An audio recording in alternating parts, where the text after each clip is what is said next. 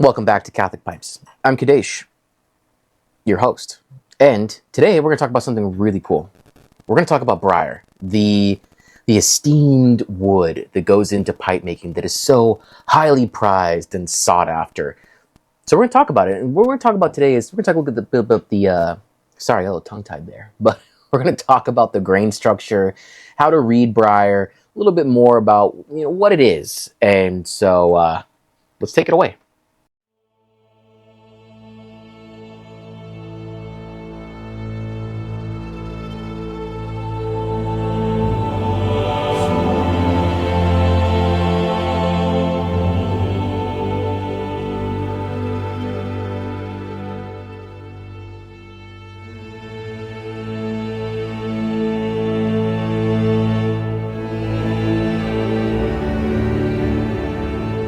All right, so Briar.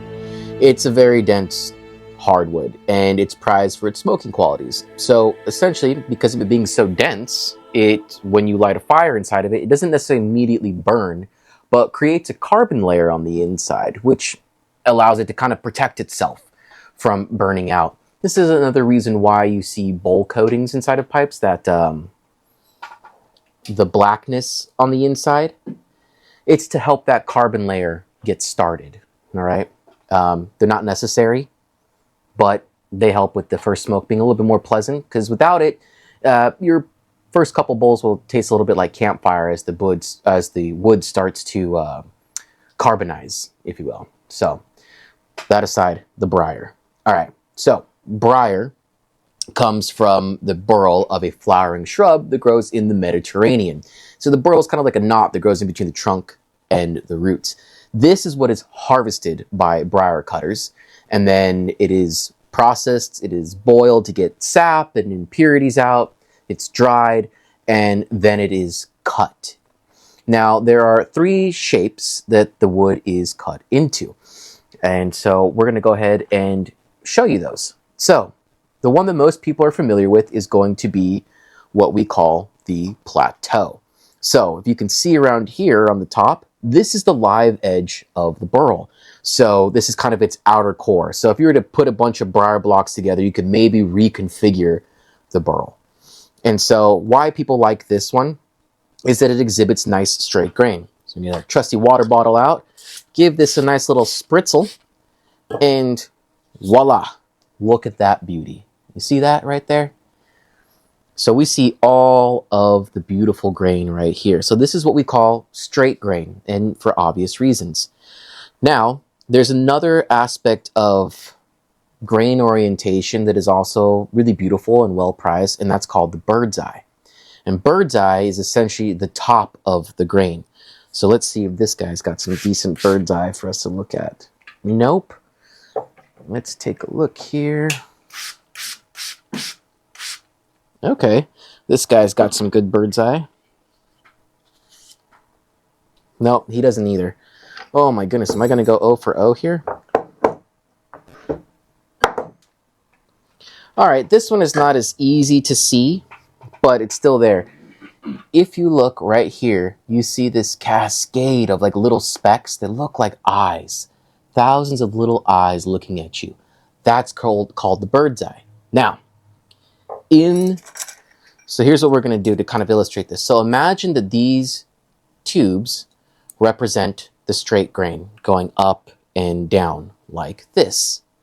Bird's eye is effectively looking down at the grain. So when you see bird's eye, it's literally the tops of the straight grain itself. All right, and both are highly prized grain orientations within pipe making. And each produce different textures in sandblasting and different results when it comes to the making of a smooth pipe. So I have an example here.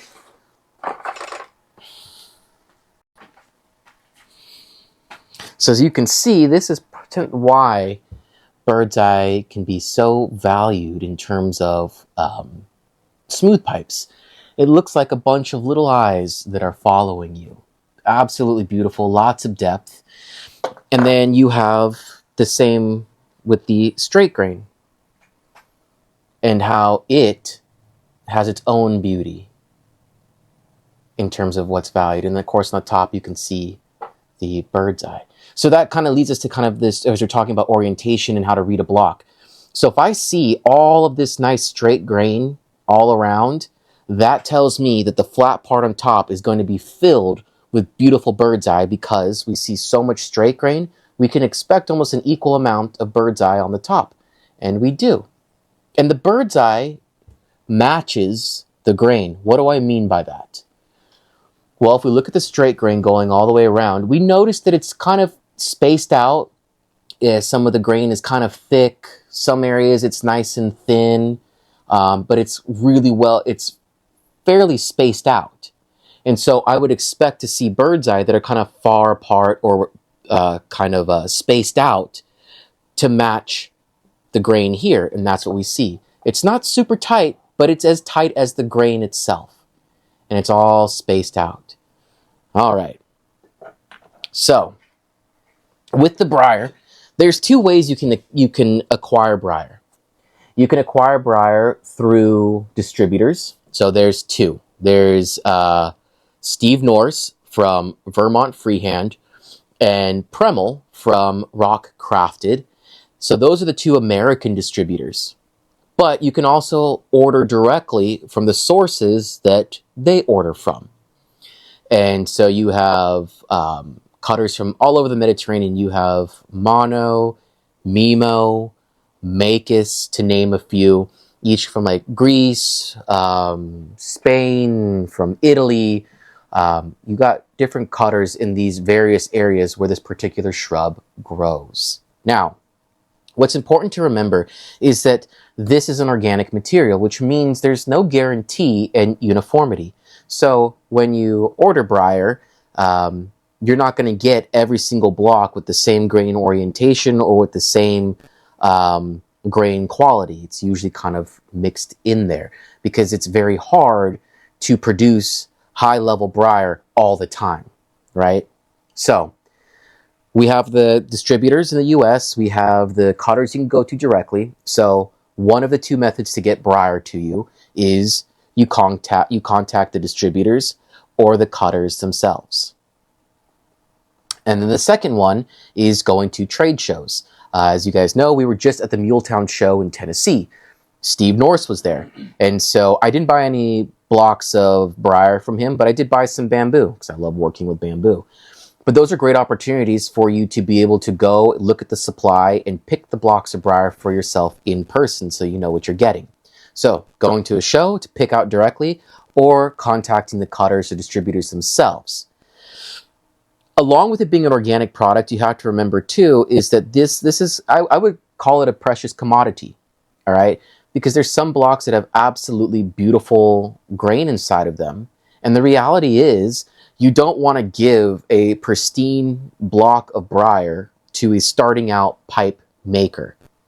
I know it seems kind of elitist, but hear me out. If you kind of put yourself into the pipe maker's mentality, we're creating beautiful works of functional art. And thus, when we get the raw material, that is the cutter's artistry as well. They've spent generations honing their craft, supplying thousands of pipe makers and other artisans all over the world.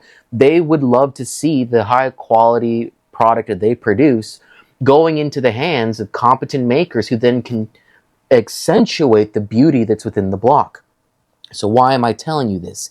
For guys who are starting out with pipe making, you guys already may have that humility built into you. When you're thinking about buying Briar, you're thinking, I just want the lowest quality. You know, I don't want to take away from the high grade artisans. Kudos to you. That's the perfect mentality. But the reality is too, is that that's not necessarily a decision that you make yourself. You see, cutters as well as distributors themselves have their own standards too. So relationships are very important. So to give you an example, if I were to go place an order, if two pipe makers, myself and a starting out pipe maker, if both of us were to place an order for the same Briar from either of the American distributors, I can guarantee you that what we get back is going to look vastly different in terms of quality. Now, it doesn't mean that, you know, we're both paying the same for the same level or same quality level, like you're getting shorted or anything like that. Absolutely not. It just means that when you're picking, and let's say we both say, hey, I want a grade 1 block, which is considered the top tier in terms of grain. Well, there's also various levels of what grade 1 looks like, from super pristine to just making the grade 1 cut in terms of quality. A lot of these distributors are going to look at the name of who's ordering. They either have a relationship, a good standing relationship, but they also know the quality of work that this person does. So what they're going to do is they're going to cater that order to that particular maker's needs. So if you're a starting out guy, I mean, the reality is these makers are going to say, okay, they want a grade 1, so as customer service, I'm going to give them a grade 1, but I'm not going to give them the pristine grade 1. I want to save that for a more experienced maker who's going to actually need and be able to utilize that great grain quality and maximize that block. And so that's important to remember, is that even the blocks that you get, there's a certain level of how do I want to put this? Of kind of not bragging rights, but there's this level of having earned some of these more pristine blocks in terms of your career and the work that you're putting out. That's not to say that when you place an order, you're not going to get the quality that you paid for. You're going to, but there's nuance in that. So you have to be mindful of that, that if you're a starting out maker and you go to one of these distributors and you say, I want the finest blocks that you have, you may not be able to get it because that distributor values the relationships with these other pipe makers and is probably already reserved these really great blocks for those makers who've already put the time and talent in to get those blocks. So that's important. Now, does that mean that you're never going to be able to make beautiful pipes because you can never get your hand on the... No, absolutely not. That's another testament to your skill set. I have seen, and there's been challenges that have been issued by top carvers who have been given a grade 3 block, which is the lower quality, and have been able to pull out beautiful straight grain pipes. It's all a matter of skill set. It's definitely easier when the block already has a beautiful grain, but a skilled artisan can even take a pretty crappy looking block and still pull something amazing out of it. All right. So now let's focus in on the Briar itself. So we have 3 different types of cuts you can get. Plateau, as I had just mentioned, which has this cut like this. It's all the straight grain and the bark on the top. Then we have something called Ebauchon. Ebauchon is a cross cut. So what that means is you see both blocks are standing up like this. On these blocks, you're not going to see straight grain on the sides. The straight grain runs across the top, and on either side is the bird's eye. So essentially what you're thinking is this block could have fit right here. So this was the beautiful block. They cut it off. Maybe the grain was too tight or not so much down here. So then they cut it off right here, and then they create this Ebauchon block. So we have Ebauchon, which is crosscut. They come in these kinds of shapes. So, I mean, these are great for putting into your lathe and making classical shapes out of them. Or if you get creative enough, you could create some nice freehands out of these. People tend to like these guys just because aesthetically they look really nice. You can obviously see the grain in them. And they just can also allow for a lot more kind of a creative freedom since they're a lot bigger too. Gives you a lot more wiggle room as you're shaping a freehand pipe. So that's one. And then the other one is a half moon shape. So as you can already tell, this has already got, you can kind of start seeing what the burl look like if you were to fan it out all the way across and how round it is. And you can see the beautiful grain. Like a pipe like this, you can make one ginormous pipe, or you can make several small pipes out of it. And the grain quality, like I said, is beautiful on this. So we got Ebauchon, which is a cross grain. We have Plateau, which is the straight grain. And the Ebauchon exhibits more of the bird's eye. Plateaus, the straight grain. Now, when we're picking blocks, there's a couple things to be mindful of. And we can learn a lot about these blocks actually by being able to read the bark. So, with the bark, it can tell us a little bit about what's going in on the inside. Now, there's one thing that we can never really know for certain, and that's flaws. Now, remember, these guys grow in Mediterranean climates, which is sandy, gravelly, dirt is what they grow in. And so those things can kind of get in to the briar itself and cause devastation that you can't see until it's too late. Give you an example. So here was a pipe that I was making a nice little Dublin, and when I drilled it out and I looked into the bottom of it, I could see that there was a crack. So I'll show you this right here. If you can see, look at that. You can see it right here, and then it went all the way through. That's a chasm inside of there from dirt and little rocks that grew into the briar. So as it was growing, they found their way in there and created a chasm inside of there. This is lethal to pipe makers.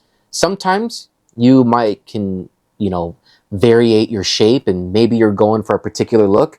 Well, now you got to make it asymmetrical because maybe one side had a flaw in it. Those flaws we cannot detect. What we can do, and what control we have over in terms of determining what's in a block, is purely grain quality. So let's take a look. I see a block like this, and what we're looking at is, you see all those little bumps and ridges? When I'm looking at them, I'm seeing that these bumps are pretty close together. They're pretty uniform. I'm not seeing any odd spacing in them. So that tells me that looking from here, if I couldn't look at the sides, I could tell you the bird's eye is going to look amazing, and the grain is going to be pretty tight on the sides. Not super tight, but relatively tight, because there's still a decent amount of spacing in here. And when we, wet it and we look at it, that's relatively the truth. There's some decent spacing in between the grain, but it's still relatively tight, and we can determine that from the top. Now let's take a look at some unusual things here.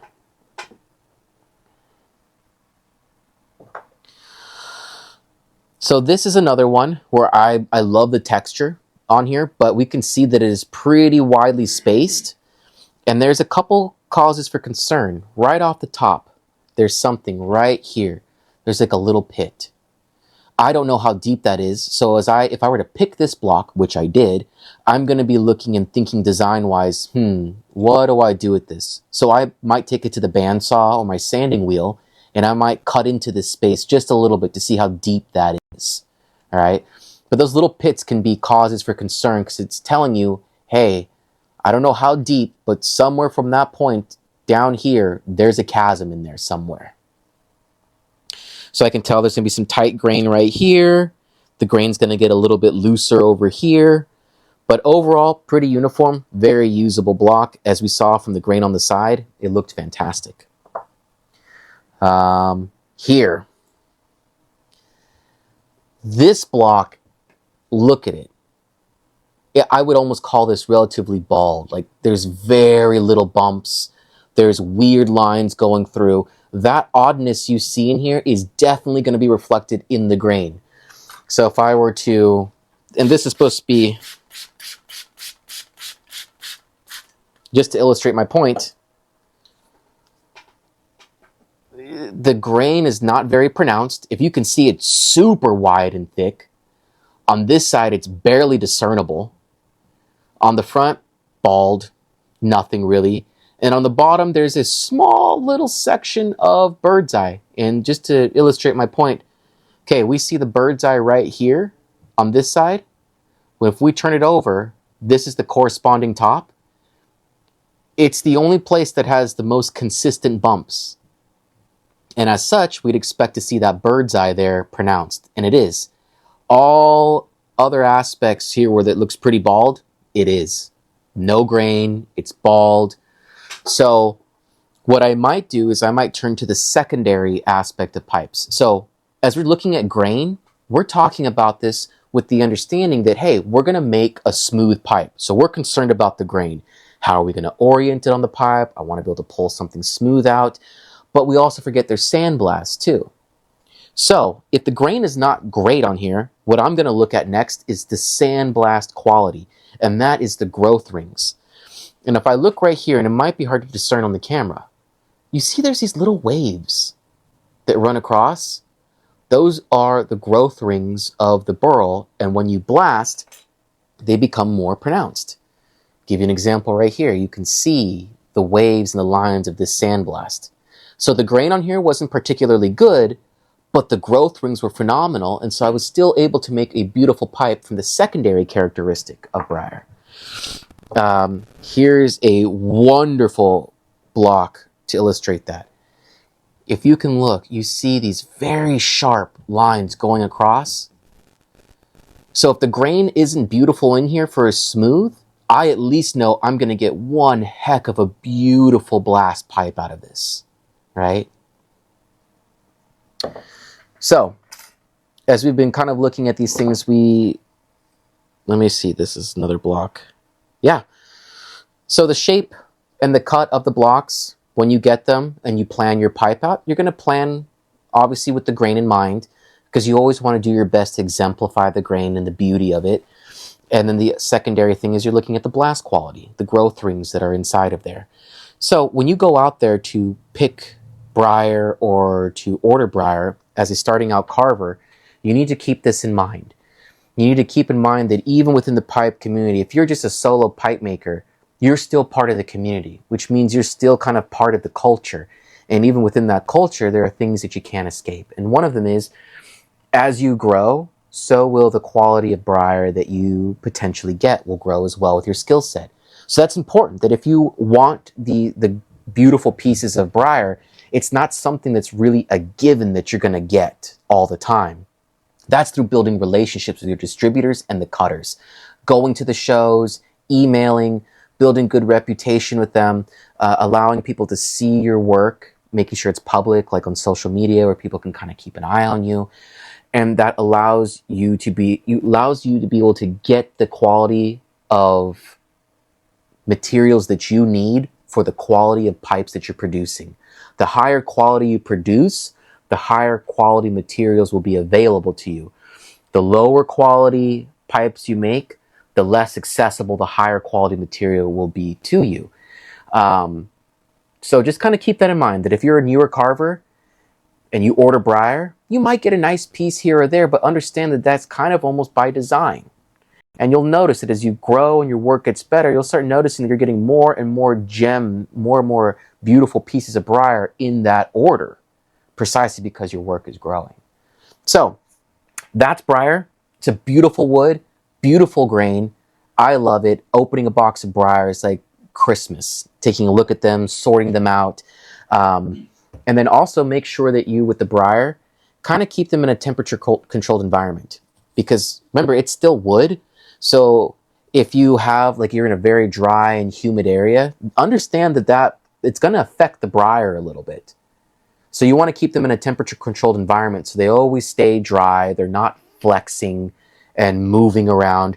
You want to make sure that your Briar is pretty dry. So I always say when I order Briar, I keep several that I put to the side for later, and then I will keep the Briar that I need to use immediately. That's what I'll use. But keep that in mind. Once again, this is a organic product, highly consumable. And so what you want to do is yourself is just kind of keep that in mind. So as you're ordering your Briar, and if you're a newer carver or even now someone who's intermediate, here's one thing to keep in mind. Order your Briar. Once you get your Briar, if you see several pieces that look really beautiful, don't touch them. Save them. Put them aside. And then after several years of you growing in your skill set, you will have already accumulated your own collection of beautiful blocks of Briar. So kind of keep that in mind. Order your grade 1s, 2s, 3s. Start out great, but start out, with the lower quality blocks to get used to the wood, build up your skill sets, build up your ability to read the grain. And when you get that order and you have a couple pieces in there that you're like, these are just exceptionally beautiful, save them. Use the rest, put your new order in. Take out the ones that are beautiful, save them, use the rest. And like I said, at the end, after a couple years, you will have a nice little stockpile of beautifully grained Briar that you now have the skill sets to maximize them and make beautiful pipes. All right, I'm Kadesh. This is Catholic Pipes. I hope you guys really enjoyed this episode. Please like, subscribe, share this video. My buddy Frank, who's my cameraman, and I, we enjoy doing this. You guys seem to enjoy the content. But in order for us to keep on doing this, we need your support. And that support is liking, subscribing, and putting notifications, leaving comments, liking the video. All of that engagement boosts the channel so more people can see this content. All right. God bless. Have a great day.